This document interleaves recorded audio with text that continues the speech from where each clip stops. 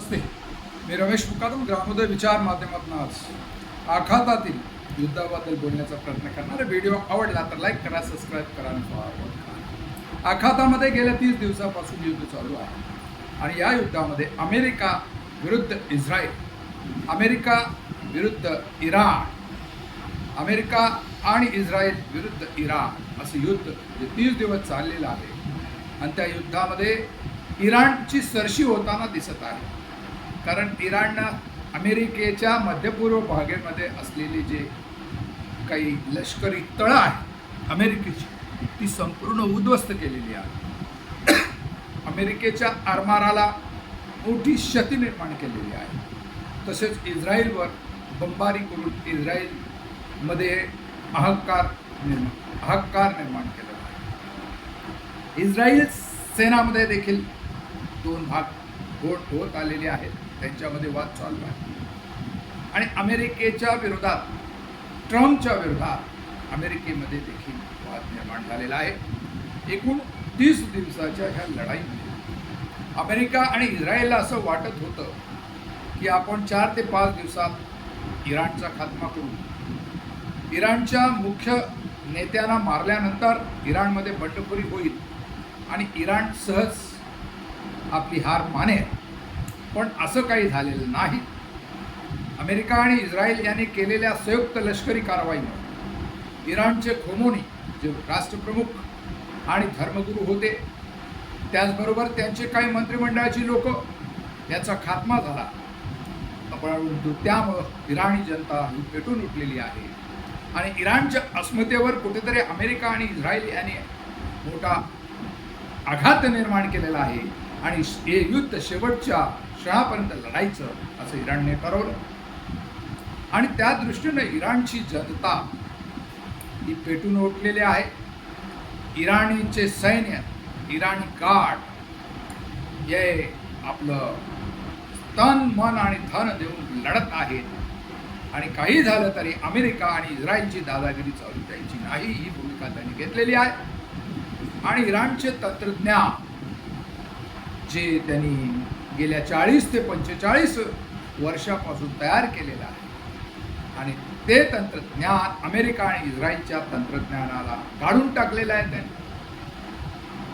इराणच्या मिसाईलनं जे ड्रोन इराणचे आहेत त्यांनी अमेरिका आणि इस्रायलची जी संरक्षण प्रणाली आहे तिचा खात्मा केलेला आहे. अमेरिकेचे लष्करी तळ उद्ध्वस्त केलेले आहे आणि इस्रायलवर सतत बंबारी चाललेली आहे.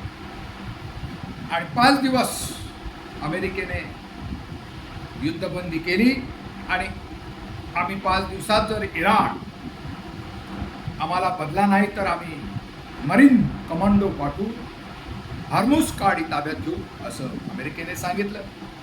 परंतु इराणच्या ड्रोन हल्ल्यानं, मिसाईल हल्ल्यानं अमेरिकेचे नौदल हे नेस्तानभूत झालेलं आहे आणि त्यामुळं अमेरिकेने 10 दिवस अजून वाढवून आम्ही 10 दिवसानंतर कारवाई इराणवर करू असं काही सांगितलेलं आहे. म्हणजे युद्धबंदी केलेली आहे.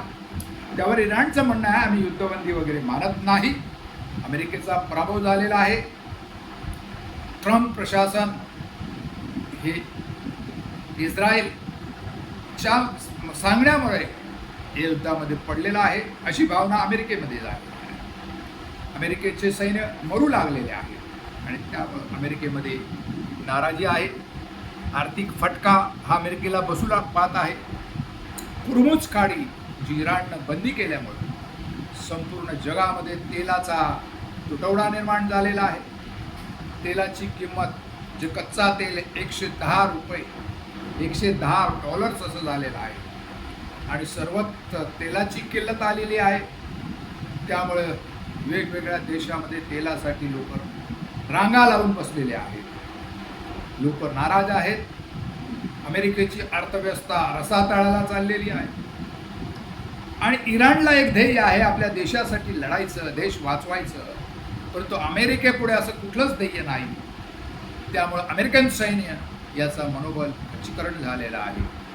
आणि आपण युद्ध इस्रायलसाठी लढायचं का, युद्ध का लढायचं हे अमेरिकेच्या सैन्याला कळत नाही. इस्रायलचं मिशन स्पष्ट आहे की अमेरिकेची दादागिरी आपण चालू द्यायची नाही आणि इस्रायल आणि अमेरिका इराणच्या क्षेपणास्त्र हल्ल्यामुळं जार झालेले आहेत, बेजार झालेले आहेत. नेतान्याहूच्या विरोधात इस्रायलमध्ये आवाज आहे आणि ट्रम्पच्या विरोधात अमेरिकेमध्ये आवाज चाललेला आहे, विरोध चाललेला आहे आणि याचा परिणाम आता त्यांच्या लष्करावर झालेला आहे. लष्कराचे सैनिक कमी पडू राहिलेले आहेत आणि त्यामुळं अमेरिका आणि इस्रायल हे सपशेल या युद्धामध्ये पराभूत झाले असं एकूण दिसत आहे. परंतु मेनस्ट्रीम मीडिया हे दाखवत नाही आणि अमेरिकेचे ट्रम्प हे हारलेत हे कुठे मान्य करत नाही. पण या युद्धाच्या माध्यमातून इराणने दाखवून दिलेलं आहे कोणी दादागिरी करू शकत नाही आणि आगामी काळात अमेरिकेचं वजन कमी झालेलं आहे. अमेरिकेच्या शस्त्रास्त्रांना आजूबाजूला कोणी विचारणार नाही.